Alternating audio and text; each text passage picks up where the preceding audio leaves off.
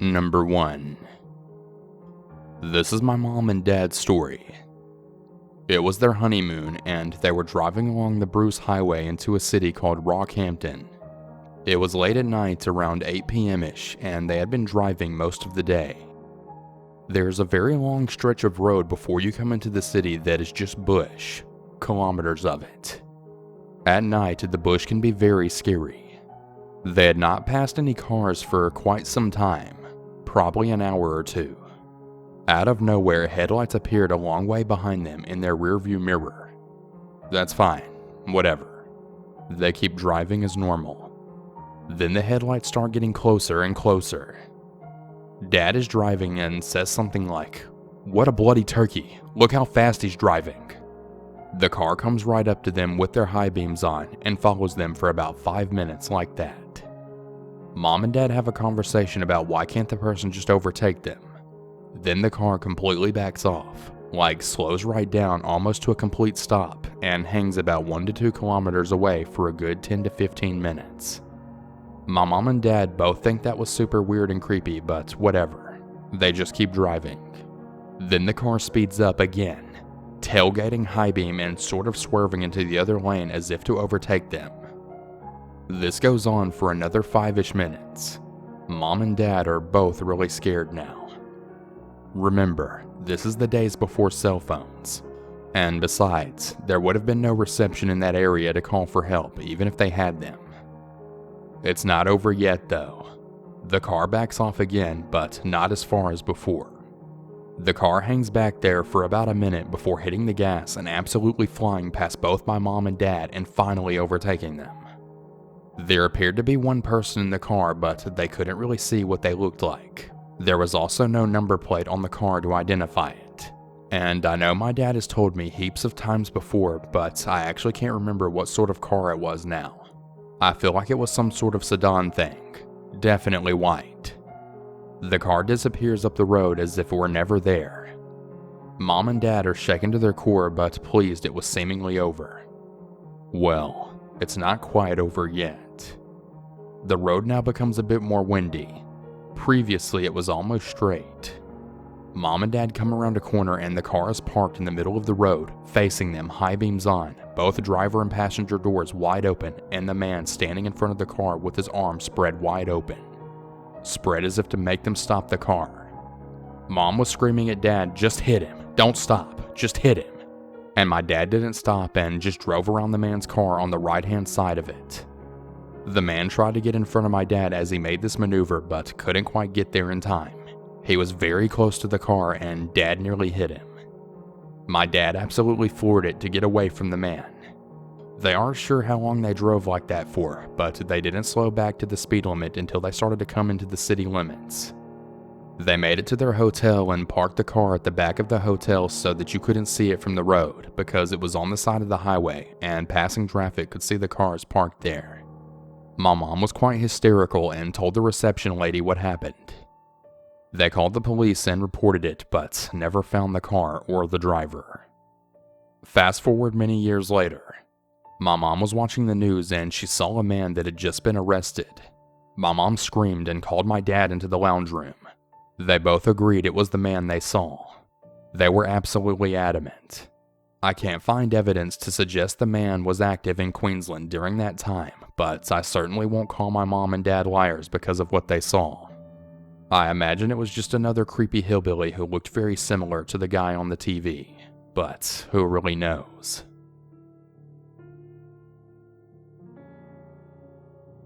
Number 2. So my significant other and I were talking once after reading stories to each other from this very subreddit and started telling one another about creeps we had known in the past. It became clear after a while that we had known the same creep, mere months apart, before we had ever met each other.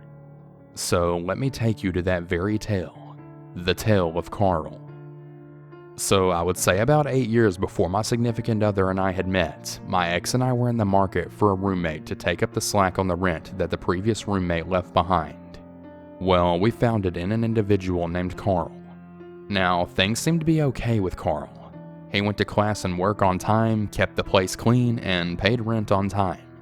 We even hung out as a group whenever we could arrange it and watch things together. So we thought everything was cool. So cool, in fact, we saw no problem with leaving Carl alone in the apartment while my ex and I went on a trip with my ex's family. During the trip, Carl let us know he needed to move out because he had lost his job and was having some trouble finding another one. This is very important to the story. We said that it was fine and he just had to be out by the time we got back, and he said that was no problem since this gave him almost 60 days to find a new place, and we would just take the rent he couldn't pay out of the security deposit. So time goes by and we get back and see a bunch of suitcases and no Carl, and my ex and I think, oh, he really cut this close, but whatever, these things happen. Then we see a random woman exit Carl's room, but think nothing of it because they must be here to help Carl move, right? Well, nope. This woman, Nancy, walks up to my ex and I and asks, "Who are you and what are you doing in Carl's apartment?" Then the story unfolds. So while we were gone, Carl decided they weren't super big on the idea of leaving, and they had moved Nancy in, telling them they owned the whole big studio apartment. Those bags from earlier? Well, they were her bags. She was moving into our room. Carl had told her that my ex and I had skipped out and he was left behind to take care of our stuff and throw it all away and this and that and the other. Just an endless sea of lies. We had to show Nancy the lease and our text to prove that Carl was subleasing from us before she would believe us, and we offered her Carl's spot since we did have a vacancy, which they accepted since they had just moved out of their dorms and had nowhere else to go now. Things are going okay, and we're all geared up to face Carl when he gets home from work, when Nancy mentions something offhandedly. Apparently this morning Carl had put peanuts in the milk before he left. Now, my ex has a terrible peanut allergy and loves milk. If he had taken one sip, they probably would have died, and Carl knew that. So, with attempted murder now revealed and single white female coming to mind, Carl strolls in, sees us, and says out loud, "Oh crap." Yeah, oh crap is right. He was very surprised that Nancy was not on his side and that he really had to leave right that second, and that she had ratted him out about the milk, which he tried to get my ex to drink to prove it wasn't tainted. I repeat, Carl told my ex to drink the milk repeatedly to prove his innocence. Yeah, that's a big no. So we made Carl pack at that very instant and leave because we were young and didn't think the police would take any of this seriously since they had a record of avoiding things that were not cut and dry or straight up murder. Now at this point you may be saying to yourself, work, but I thought Carl didn't have a job and that's why they had to leave. That's where my significant other, whom I would not meet for years mind you, came in. You see, the place that Carl got a job at was my significant other's place of work. Carl was hired to stock the shelves and that was it. Just stock the shelves. Not clean or do inventory or anything else. Just stock the shelves. Carl proceeded to follow customers around the store and harass them about what they were going to buy so that he would know what to get more of from the back. He went so far as to pick through their carts to see what items they had while they were still shopping and follow them through the aisles. Mostly the women. Carl would also sit on the floor of the aisles with Nancy and just talk, blocking everyone out and not moving unless someone told him to. And since this was a specialty shop with intermittent traffic, this could be quite a while, but it was also preferable to him harassing the customers, so management let it go. So what finally got Carl fired? Well, the owner of the store came in very early one day to do inventory and saw that lights were on in the basement of the building. They followed those lights to the stockroom and found Carl sleeping there on a pile of product. When they told him to leave, he asked them when he could come back, and they told him never, to which he seemed rather angry. He tried just showing up to work several times after that like nothing happened, and everyone had to keep kicking him out. From what I understand, he had a place to go, he just didn't want to pay rent there, and thought if he slept in the stockroom he wouldn't have to, I guess. The guy was weird. No one, including myself or my significant other, knows, has seen, or heard from Carl since, and we're all fine with that.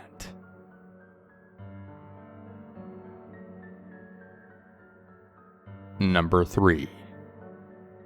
There's a girl that has been stalking and harassing me since October 2018.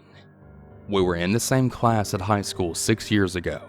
She was super shy, never spoke in class, and barely had any friends.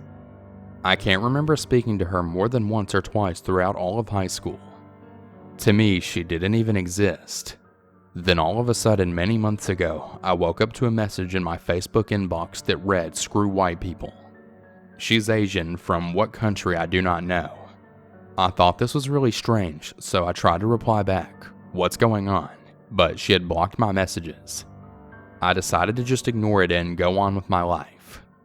About a month had passed and I woke up to yet another message in my inbox. She had sent me a screenshot of an Instagram account in my name. No posts or followers, just an empty account with my name. I kinda freaked out a little and tried to reply, but yet again she had blocked my messages. I tried to find the account on Instagram, but couldn't. My name is very uncommon, so the possibilities that this was another guy's account was very slim. It certainly wasn't my account. I was very confused and kinda scared that she had created an account with my name and would post things pretending to be me. I contacted one of her high school friends and asked if she could deliver a message for me since I had no way of reaching her. To my surprise, they weren't friends anymore and hadn't spoken in months. I told my closest friends about what's happening, and they told me they had received some strange messages as well. I was seriously confused by this point. This one girl who nobody talked to or had any kind of relationship with was sending pictures of Instagram accounts, weird memes, and 3-word sentences that made zero sense to me and many of my friends. I tried to think of why she did this. Had we treated her badly at some point? But I couldn't think of anything that we had done. I remember giving her a piece of gum one day, but that's about as close as any communication that happened between us. I decided I would just try to ignore her and hope she wouldn't send me any more messages. But then around Christmas time, I woke up to my Facebook exploding with notifications and messages. I think I had around a good 100+ notifications. She had been sharing all of my profile pictures and posts. I'm seriously freaking out at this point, and I opened my messenger. I received around 50 to 60 messages that all read, "Kill yourself." I tried to message her again, but surprise, surprise, she had blocked my messages. I was becoming really angry at this point. I clicked on her Facebook profile to block her and get rid of her for good. Before I went to block her, I scrolled down her wall, and she had been sharing literally hundreds of posts and pictures of me, my friends, and some other people I had no idea who they were. I did some detective work and found her sister's Facebook profile and decided to send her a message. I took screenshots of everything she had done and sent it to her, asking why she was doing this. She totally freaked out when she saw what her crazy stalker sister had done. The stalker had deleted her sister on Facebook because of an argument they had around October when this all started, so she hadn't seen anything she had done. She promised me she would talk to her crazy stalker sister and make her stop. I received a message from the sister a few hours later that she had talked to the stalker and promised she would stop, and she apologized. I was so happy this would finally be over, and I thanked her. Another few months pass and we're now in February 2019. I hadn't received any messages since I talked to her sister, and I had honestly forgot about everything that had happened. 2 days ago, I was playing some games with my friends on my PC and talking on Discord. My phone was on the table and I saw it light up. I had received a notification. I wouldn't bother to check it before the game was done. A few seconds after, I get another one and another one. I could see my phone in the corner of my eye. Notifications came swarming in. Then I remembered the crazy stalker girl and got a really awful feeling in my stomach, praying this wasn't her this time. I stopped playing and picked up my phone, notifications still swarming in. The stalker was sharing my pictures and my posts yet again, and all had captions like, "Kill yourself" or "I hope you die." I instantly blocked her. A few minutes later, it happened again. Someone with another username was sharing my pictures. I blocked the account instantly. She had created at least 10 accounts, and I was desperately blocking all of them as fast as I could as soon as I saw a notification. I decided to message her sister again, and I told her I was going to report this to the police if she wouldn't stop. She told me she would talk to her. Angry, confused, and kinda scared, I went back to the gaming session talking to my friends about it. I went to sleep a few hours later. I woke up late the next day. It was really hard to sleep after thinking about all that was happening. My cousin had received some messages from my crazy stalker. She had told him that I owed her money. I kept my calm and I told him the whole story and that he should just go along with it. I wanted to see where this was going. She thought that my cousin was my father. He's a lot older than me, so I could see why she would think that. They had a really long conversation where she claimed that I had both stolen and hacked her phone and lent money from her, and that I was the reason she lost her scholarship and had to move. She said that I owed her $10,000, which later became $50,000, and then again she raised the amount to $100,000 later in the conversation. All of this is of course a big crazy lie. I'm so confused as to why she's doing this to me. I have no idea what I've done to her, and I'm going to report this to the police tomorrow. I'm really freaking scared of what she might accuse me of next, or if she's going to show up at my door someday. All of this is happening 6 years after the last time I saw her. I have an update. So I just came back home after talking with the police. They told me I had a strong case and could press charges if I wanted to. I decided not to do it for now. I don't want to make it harder than it has to be. I will give her one last chance to stop. They will call her today and tell her to stop or face charges. Any further contact with me or my family will cause her to see the consequences of her actions. Either way, I'm pretty much guaranteed to get her a restraining order if she doesn't comply. I would also like to add that I don't think she's a violent person, and she's never even threatened my life directly, nor have I ever feared for my life. This plays a huge part of why I didn't press charges. I firmly believe that something terrible has happened with her within the last year, and that she's really sick and in need of help. Her family knows about the situation, and it's up to them or the authorities to make sure she gets the help she needs. What actually bothered me the most about this whole situation was the false accusations, and not the sharing of my pictures and messages itself. I'm happy with my decision, and I hope I made the right call.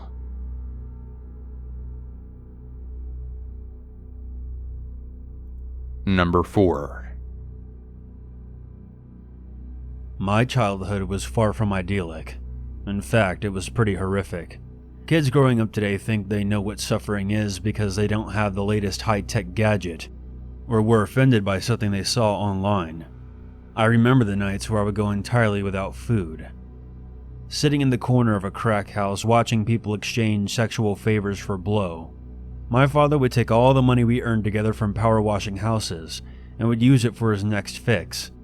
I was never his priority, only a tool from which he could benefit from. I grew up in the worst areas of the ghetto. I had to think like an adult very early in life to survive. At least once a week on my walks home from school, I would have to fight. That's just how it was. If you were weak, you wouldn't last. Fortunately for me, I managed to distance myself from my father and began to build a decent life for myself. I didn't let my upbringing define who I was. That's not to say that it didn't have a profound effect on my mind. I found a night job working on the docks, unloading produce, and after a short while I met the woman who would eventually become my wife. We started a family together. Having that structure in my life helped to anchor me. Having people to care for kept me calm, and helped me not to lose myself in the terrible memories of my own upbringing. I thank God for my supportive wife and my kids. Without them, I'd probably be in prison or dead by now. My desire to just beat the shit out of drug dealers, deadbeat parents, or anyone who even remotely reminded me of my father would never be able to be repressed. Once enough time had gone by, I decided to try and make peace with my father and introduce him to my family. I wasn't thrilled with the idea and was worried about how I would react when I saw him face to face after so long. I figured as a father myself now, the best example I could set for my kids was to at least attempt to forgive him and try to permanently extinguish that furious wildfire of anger that was burning in my soul. So we reconnected, and we set a date to meet at my house on a weekend. Now my father was a convicted felon and a piece of shit. I told him that to his face. I made it clear to him that I would be doing the world a favor by choking him to death and disposing of his body, and he seemed to acknowledge that I was right. I didn't want to give the impression that I was trying to bond with him. I was mostly looking just to make peace. Several times he said something that was overly familiar, and I had to not so subtly remind him that he had to watch himself. We eventually went out to my workshop after the kids had gone to bed and sat down to talk. We had some beers to take the edge off and began to have something of a civil conversation. We talked about other relatives and made some jabs about them that made us both chuckle. By the time 1 a.m. rolled around, I was 6 or 7 beers deep. I wasn't drunk, but I had a strong buzz going. I mentioned that I had an old friend who I used to work with at the docks, who we could score some weed from, and my father agreed to come with me. I gave my friend a call and wasn't surprised to find that he was still awake. We got into my father's car and drove for about 15 minutes before arriving at my buddy's trailer. He was an older guy, very much set in his ways, and not willing to provide us with any kind of discount on the merchandise. But we made a deal, rolled a joint, and shot the shit with him for a while. On our way back to my place, my father was driving, while I reclined in the passenger seat, disappointed in the quality of weed that we had paid too much for. It was about 2:30 in the morning, and the roads were empty.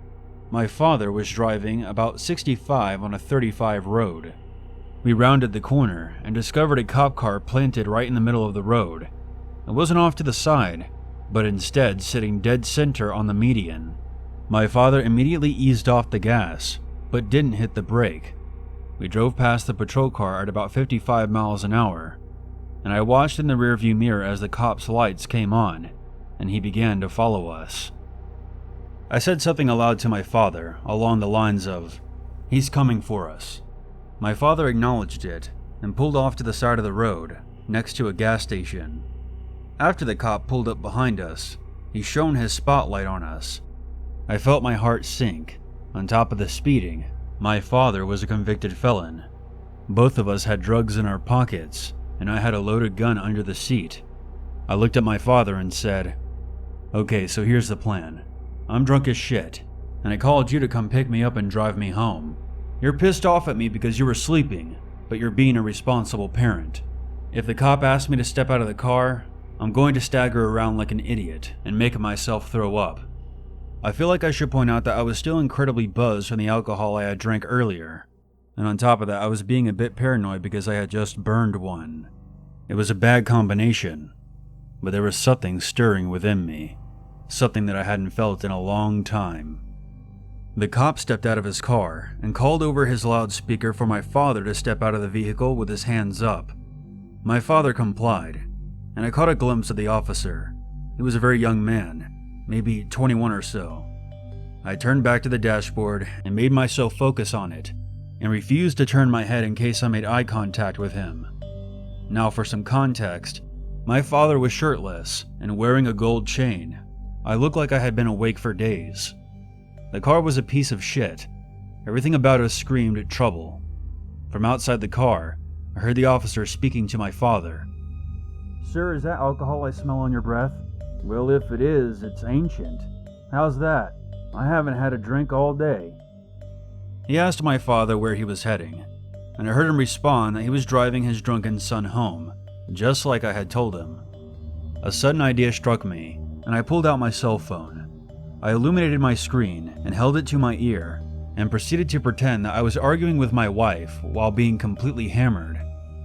I made it loud so the cop could hear it. "Yes, honey. Yes. I'm on my way home now. I know you told me not to drink. Yes, I know. You were right. Honey, I'm sorry. I'm on my way home. I'm on my way home right now."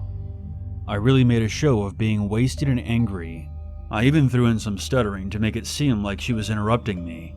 I drowned out what the cop and my father were saying. In that time, a second cop may have pulled up behind us. For some reason, I got the sense of another car arriving, but I didn't know for sure because I refused to turn around. I continued to make myself stare at the dashboard. I felt more than I saw the cop coming around to my side of the car, and it was at that moment where all my thinking changed. I suddenly witnessed my life in a microscope and saw my wife and kids, and I thought about how proud I was of them. I could have just stayed home. Now I was here, at what might have been the most critically important moments of my life. I pulled the gun out from under the seat and cocked back the hammer. It was a fully loaded 7-shot revolver. In that moment, I felt like a passenger in my own body, and for some reason I thought I knew exactly what was going to happen. That feeling that I had earlier had taken over. I was convinced that the cop was going to open the door and put his gun in my face, You could not have told me otherwise in that moment, and I was prepared to shoot him. It wasn't even that I was considering doing it. The decision had already been made. It was like a stage play that had already been written, and we were now acting it out. He was going to attempt to arrest me, and there was no way that I would be separated from my family to rot in jail. I would rather die, which I knew was exactly what would happen if I shot him. Cop killers around here only ever went home in body bags. I watched the officer reach out for the door handle. The whole time I was thinking, this guy is dead, and he doesn't even know it. He could have had a wife and kids of his own, and tomorrow, they're going to be planning his funeral, just as my own family would be planning mine, and it was only a few moments away. It was going to be so easy. I would just extend my arm and fire as he opened the door. And then, I would shoot my father, eliminate that piece of shit from the world for all the suffering he had caused me, and for all the memories of the nights I went hungry. I knew that this was going to devastate my family, and I felt bad for them. I considered myself to be a good father, much better than my own had been, and I knew that they loved me. I felt the tears begin to come, and I didn't fight them. And I think that was the scariest part of this whole experience. I knew that what I was doing was beyond fucked up and irrational on almost every level, but I still was going to go through with it. I closed my eyes and waited for the car door to open, but that never happened. I opened my eyes, and the cop was gone. He was walking back to speak with my father again. From what my father told me, the officer approached my door and extended his hand to pull the handle. Then he paused for about 10 seconds. There was a silence, and the police officer shook his head, lowered his hand, and simply walked away. My father said that 10 seconds felt like a minute and a half. The cop cited my father for speeding and told him that he was a good parent. After my father got back in the car, we drove away in silence. Once we were about 6 miles away and the cop was long gone, I silently rolled down the window, pointed the gun outside, and fired all 7 shots into the ground. This startled my father so much that he swerved and nearly went off the road. He hadn't known about my gun. After I rolled the window back up, he looked at me and said, "You probably shouldn't carry a gun while you drink." And I replied back, "You and I shouldn't drink together at all." It had been exactly what I feared. Being in close proximity to my father brought all the painful memories back to the surface, and the worst side of me came with them. The side of me that was hostile, irrational, and violent. I had decided to kill a cop over a traffic stop without a second thought, and I'm positive that I would have done it had he opened the door. That was 5 years ago, and I haven't had a drink with my father since, and I can't afford to have him in my life anymore after what almost happened. And to be clear, I don't blame him for what I almost did. I blame myself. But being with him, especially after drinking, puts me in a frame of mind where I can no longer think rationally, and I remember the kill or be killed mentality from my childhood. I had nearly killed an innocent man over a bag of shitty weed. I truly feel that something divine stepped in between us that night and made that officer pause and reconsider opening that door. You can call it instinct or luck, but I consider luck finding a dollar bill under your car seat, not something that steps in the last moment to prevent tragedy.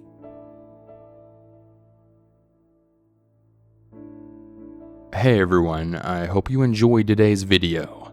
And big shout out to Unit 522 for helping me out on this video.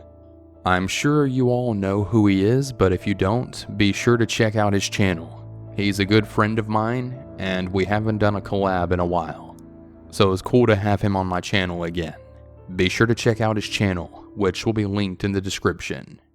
And if any of you have your own personal scary stories, be sure to submit that to me to my email at southerncannibal@gmail.com or to my subreddit at reddit.com/r/southerncannibal. And before I bring this video to a close, I'd like to shout out all of my $5 patrons as well as my $3 patrons featured on screen. Shout out to Babe Lincoln, Beth A, Kate E, Celeste S, Ellie S, Emily W, Heather B, Howard R, Jacqueline W, Jazzy G, Jonathan C, Lori J, Matthew B, Michael G, Random Randy, Steph L, Tammy S, and Terry H. Thank all of you so much for supporting me on Patreon. I really appreciate it more than you know. And if any of you would like to join these awesome people and also become a patron and get some cool perks, head over to my Patreon at patreon.com/southerncannibal. Thanks everyone, and have a good one. And remember to always